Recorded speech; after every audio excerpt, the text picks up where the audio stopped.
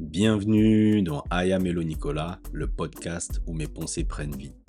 Je suis Nicolas et si tu me suis sur Instagram, tu as probablement déjà vu les pensées que je partage quotidiennement. Ici, c'est différent. Dans chaque épisode, je te plonge dans les coulisses de mes pensées en leur donnant de la voix, en partageant le contexte, des anecdotes personnelles et des rappels puissants. Que tu cherches l'inspiration, une nouvelle perspective ou simplement un moment de réflexion, tu es au bon endroit. Alors mets-toi à l'aise et laisse-toi porter par les mots qui prennent vie derrière cette voix. Pour ce nouvel épisode, j'ai tiré au sort la pensée suivante et je vais te la lire. Si son cœur est attaché à quelqu'un du passé, avec toi, cette personne ne pourra jamais se projeter. En fait, j'ai écrit cette pensée pour fixer euh, quelque chose que j'ai vécu plus jeune et c'est aussi quelque chose qui m'a souvent été rapporté par des potes hommes ou femmes lorsqu'ils me donnaient le privilège d'accéder à leur tranche de vie. Et pour commencer, je vais d'abord parler de moi, de mon anecdote et de ce que j'ai pu vivre. En fait, plus jeune, j'étais avec une fille. Et cette fille, j'avais l'habitude de la croiser dans la ville dans laquelle j'habitais. Et elle m'a toujours fait une grande impression. J'ai toujours apprécié la voir, ou apprécier un simple bonjour, ou échanger quelques mots avec elle. Et je me disais pas forcément que j'allais me mettre avec elle parce que pour moi, c'était the nana et elle allait pas forcément s'intéresser à moi et il y avait déjà pas mal de personnes qui lui couraient après. Et donc, pour situer un peu le contexte, c'est comme si j'avais l'habitude de la croiser pendant une période de, allez, 1 an et demi, 2 ans. Et au bout de la deuxième année, il y a quelque chose qui s'est passé. Je pense que je m'étais retrouvé dans un même endroit avec elle et cette fille m'a fait du rentre dedans d'une certaine façon. En tout cas, elle m'a fait, comprendre que je lui plaisais et bah, écoutez, pour le coup, moi, j'étais, agréablement surpris et comme j'aurais jamais imaginé me mettre avec elle, donc finalement, j'étais content et on s'est mis ensemble et ça a été mon grand amour de jeunesse et lorsqu'on s'est séparés, j'ai eu beaucoup de mal à m'en remettre et j'ai toujours, eu une sensation d'inachevé, d'incompréhension parce que, je comprenais pas pourquoi c'était fini. Qu'est-ce que j'ai fait de mal pour que la relation s'arrête? Elle avait simplement décidé de me plaquer, hein, tout simplement, hein. Et donc voilà, je m'étais retrouvé un peu comme un con, heu, parce que je l'aimais vraiment et c'était vraiment un premier amour, hein. J'ai connu d'autres personnes, mais elle m'avait spécialement marqué. Et des fois, je me disais: «Je pense que je paye les fois où, j'ai plaqué les autres». Donc c'était mon karma, il fallait que ça m'arrive de tomber amoureux d'une personne et qu'elle, finalement, ce soit elle qui me plaque. Donc j'étais un peu comme un con, j'avais mal, mais en même temps, je me disais: «Beh, écoute, Nico, c'est peut-être le karma, donc serre les dents, ça ira». Mais j'ai dû serrer les dents pendant quelques années avant de m'en remettre. C'est quelque chose qui m'avait vraiment, réellement, blessé et fait mal et j'avais tout parce que je m'étais projeté avec elle, j'étais tellement amoureux d'elle, donc je m'étais projeté avec elle et j'avais vraiment du mal à passer à autre chose. C'était dur pour moi. Ah, je me souviens là, en y reparlant, ouais, c'était dur pour moi à cette époque-là parce que oui, non, c'est la fille que tu veux, heu, tu t'es jamais, comment dire? Tu as toujours pensé que tu te mettrais jamais avec elle ou, il se passerait rien et finalement un jour c'est elle qui vient entre guillemets «se donner à toi», qui te dit: «Oui, tu me plais aussi, j'ai vraiment envie d'être avec toi». Tu vis ta petite histoire avec elle et elle, du jour au lendemain, sans crier gare, Elle met un terme à tout ça et oui, donc ça m'a fait mal heu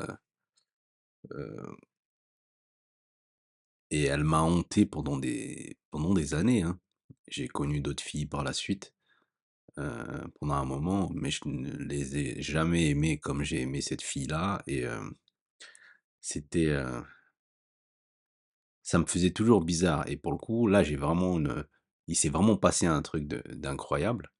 C'est qu'une des filles avec qui j'avais flirté avant de me mettre avec cette fille que j'ai beaucoup aimée, on s'était rencontrés, dans une soirée et elle m'avait donné rendez-vous, en semaine, en fin de ouais, en la fin de la semaine d'après et le but, c'était qu'on entame une relation et qu'on se mette ensemble et pendant le date, je me souviens d'avoir fait un truc complètement con. En fait, on était en train de parler de tout et de rien et puis bon, les choses allaient se faire avec elle, hein. Mais à un moment, on me parle de je sais pas, on me parle de mon ex ou de ce et moi, comme un con, je commence à parler de cette fille-là et je lui dis, voilà, que que des fois je pense encore à elle, qu'elle me manque et compagnie et donc, hem, là, avec le recul, je sais que j'étais en train de débiter et de parler de mon ex à une fille avec qui potentiellement j'allais me mettre où, les choses étaient OK, qui m'aimait beaucoup et là, avec le recul, je me souviens de ses expressions de visage. Purée, j'ai dû la saouler pendant plus d'une heure à parler d'une autre fille alors qu'elle, elle voulait se mettre avec moi et franchement, je sais pas si un jour tu vas, je vais pas dire son nom parce que c'est pas cool, mais j'espère que un jour tu tomberas sur ce podcast, en tout cas sur cet épisode et que tu entendras mes excuses. Franchement, je m'excuse parce que j'ai vraiment été con. J'ai vraiment été con, j'ai pas été top, pendant ce date-là et c'est vrai que cette fille dont je parle là, avec qui j'ai tout fait foirer, il m'arrive de la croiser, mais quand je la croise, dans le centre commercial dans lequel je vais parfois, bah, des fois je me cache dans les rayons juste pour pas la voir parce que d'une part j'ai honte de ce que j'ai fait et d'une part franchement vu qu'elle m'aimait beaucoup, j'ai vraiment j'ai vraiment tout je veux pas être vulgaire mais je pense que tu comprends, et donc voilà, c'est et cette pensée-là, c'est que, mon cœur était attaché à cette fille qui m'avait beaucoup marqué et toutes les rencontres que j'ai fait après, et même justement là, l'anecdote avec cette nana où on est en date et on était censé se mettre en couple, bah, je fais tout foirer parce que justement, je pense à j'ai toujours mon ex, dans la tête et donc c'est pour ça qu'aujourd'hui, j'en démords pas, hein. Avant de se mettre avec quelqu'un d'autre, il faut être émotionnellement disponible.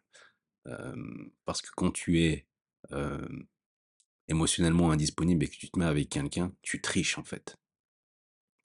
Tu triches parce que tu peux pas te projeter, en fait. C'est pas possible, tu as pas la place, pour quelqu'un d'autre. Moi, après c'est vrai que la nature humaine est complexe, mais j'ai du mal à croire qu'on puisse aimer 2 personnes, de façon intense en même temps et ou donner la place à quelqu'un d'autre, sachant qu'on a un fantôme qui, gravite dans nos pensées, laquelle on a avec lequel on n'arrive pas à se détacher. Non, je pense pas que ce soit quelque chose de possible et donc ouais, il faut faire le deuil du passé ou bien laisser la relation, bien derrière et ne plus y revenir et donc ça, c'était ma part personnelle et puis, il y a la part, de ceux avec qui je discute.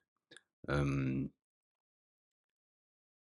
Que ce soit homme ou femme, on a toujours, un ex, pour ceux qui ont eu plusieurs relations justement.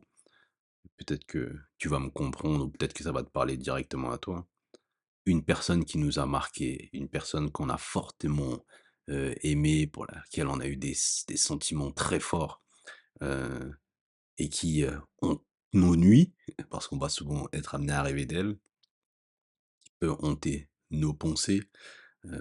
On va limite des fois on va avoir l'impression qu'on la croise partout. Moi, c'était le sentiment que j'avais des fois que je voyais une fille, je me disais: «Ah purée, elle ressemble à un tel», tu vois? Et on a toujours cette personne-là qui nous hante. On a cette personne-là qui nous empêche de vivre pleinement notre vie et parfois même c'est une personne qui on n'a plus un à F de nous, hein, pour pas être vulgaire. Une personne qui est vraiment passée à autre chose, mais nous on n'y arrive pas. On est bloqué à une certaine période, à une certaine époque de notre vie et c'est toujours difficile de se projeter. Et donc oui, c'était, c'était ma part de comment dire?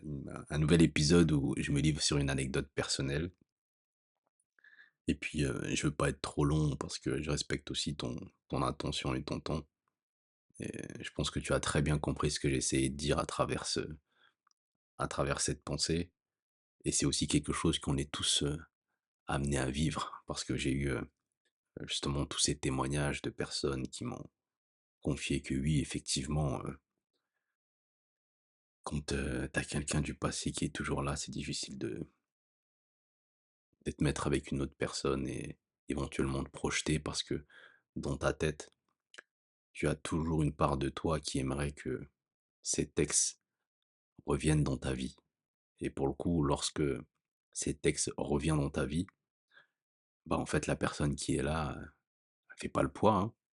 Et comme elle fait pas le poids, bah, tu finis par blesser, quelqu'un qui, pour le coup, possiblement, hein, t'aime beaucoup, qui se projette avec toi et tu la blesses et cette personne-là pourra aussi, par la suite être, bloquée sur toi et empêcher, une autre personne de faire partie de sa vie.